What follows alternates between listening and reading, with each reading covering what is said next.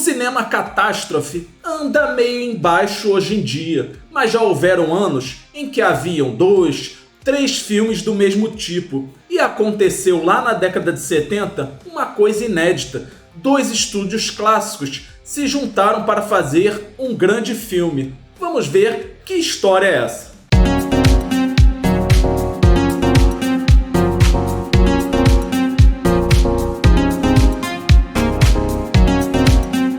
Quando a gente fala sobre o cinema catástrofe, a gente logo imagina filmes com orçamentos milionários, várias estrelas e efeitos especiais espetaculares. E normalmente é assim mesmo. Agora, já houve uma coisa bastante curiosa, pois tivemos alguns anos em que tivemos aí 2, 3, até mesmo 4 filmes do mesmo tipo sendo lançados no mesmo ano. Como aconteceu, por exemplo, em 1989, que tivemos 4 filmes que se passavam embaixo d'água, que foram Abismo do Terror, Leviatã, O Abismo e Lords of the Deep. Aí quando a gente chega em 1997, tivemos 2 filmes centrados no vulcão como figura aí única, que foi o caso de Inferno de Dante e também Vulcano, a Fúria. Já no ano seguinte, 1998, tivemos 2 filmes focados em meteoros gigantes, que foram Impacto Profundo e Armagedon. Agora, se a gente olha um pouquinho antes disso, em 1974, aconteceu uma coisa bastante curiosa.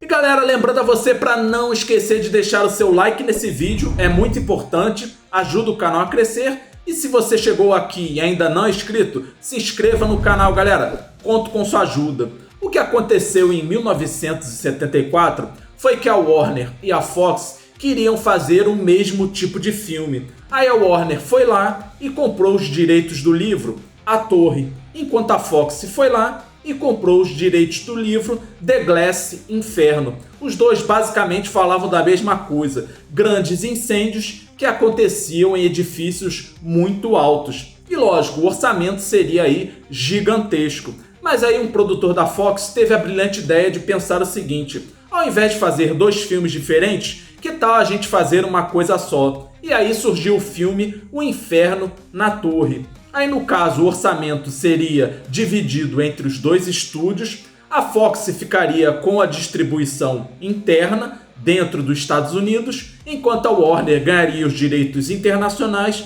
e também a distribuição para a TV. E lógico, a coisa foi para frente, o filme virou uma coprodução entre a Warner e a Fox, e aí tiveram um orçamento de 14 milhões, que à época era muito dinheiro, que daria para contratar grandes estrelas e também aí ter ótimos efeitos especiais.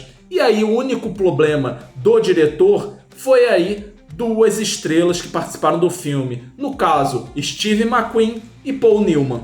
E agora, com a junção dos estúdios, o único problema seria o temperamento dos atores Steve McQueen e Paul Newman. No caso, McQueen era conhecido por um temperamento muito difícil. Ele normalmente exigia nos filmes que ele não teria menos tempo de tela do que as outras estrelas.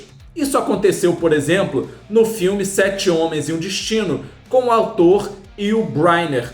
E agora aconteceria a mesma coisa com o ator Paul Newman. E aí ele foi até o roteirista e falou: olha, eu não quero menos tempo de tela do que o Paul Newman. E assim aconteceu. E no caso, Paul Newman também não ligou muito, deixou para lá. E felizmente isso não foi um problema para o filme, não teve qualquer atrito. O filme foi lançado em 16 de dezembro de 1974, foi um sucesso mundialmente, arrecadando mais de 200 milhões. O filme foi nomeado para algumas categorias do Oscar e felizmente aí deu tudo muito certo, pois Inferno na Torre se tornou um sucesso e também um clássico.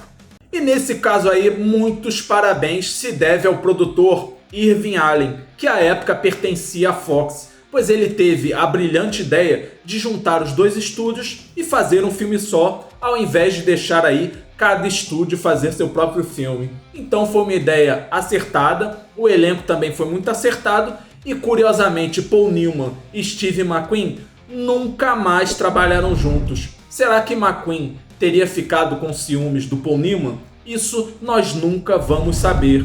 E aí, se por acaso você assistiu o filme Inferno na Torre, gostou ou não gostou, deixa aí embaixo nos comentários a sua opinião. Não esqueça de deixar o seu like nesse vídeo e se inscrever no canal se você ainda não é inscrito. Valeu, galera! E a gente se vê no próximo vídeo.